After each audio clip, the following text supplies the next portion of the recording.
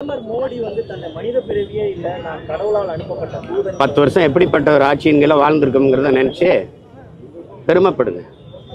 ராமர் ராமர்னு சொல்லி பார்த்தாரு எடுபடல, நானே ராமர்ன்ட்டார்.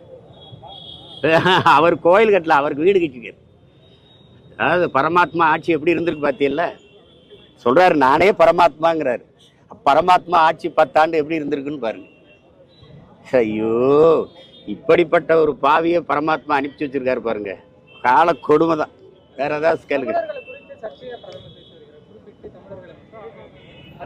அதுதான் நீங்க சரியான ஆண்மகனா வீரமகனா இருந்தா ஏப்ரல் 19 முன்னாடி பேசியிருந்துருக்கணும் இந்த பேச்சையெல்லாம். ஒரிசால எங்கால கார்த்திகை பாண்டியன் போய் சீஃப் மினிஸ்டர் ஆக போறான்னு அங்கே போய் பேசுறீங்க. இப்ப தெரியுதா தமிழ் தேசியம் பேசுறது எங்களுக்கு எங்க அரசியல் எவ்வளவு சரியா இருக்குன்னு புரியுதா? இப்ப நீங்க அமித்ஷா எல்லாரும் பேசுறீங்க. பீகாரியா பகாரியான்னு நிதிஷ்குமார் கேட்கும்போது நீங்க எதுவும் பேசல. பஞ்சாப்ல போய் பஞ்சாப் தானே ஆளணும், எதுக்கு அரவிந்த் கெஜ்ரிவாலை உள்ள விடுறீங்கன்னு பிரதமர் மோடி பேசும்போது யாரு நீங்க பேசல.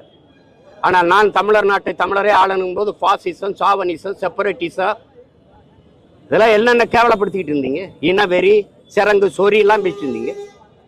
நாட்டின் மிகப்பெரிய தலைவர்கள், உள்துறை அமைச்சர் வந்து பேசிட்டு இருக்கிறாருங்க. எங்க ஆளு அப்ப அவன் இந்தியன் இல்லை, நாங்க இந்தியன் இல்லை ஒத்துக்கிறீங்கல்ல. இங்க யாரும் இந்தியன் இல்லை. இப்போ ஒரு குஜராத்தி இந்தியாவாலாம் நாங்க எங்க ஆளக்கூடாது. எங்க மாநிலத்தை 60 வருஷமா எவன் வேணா ஆண்டுகிட்டு இருப்ப.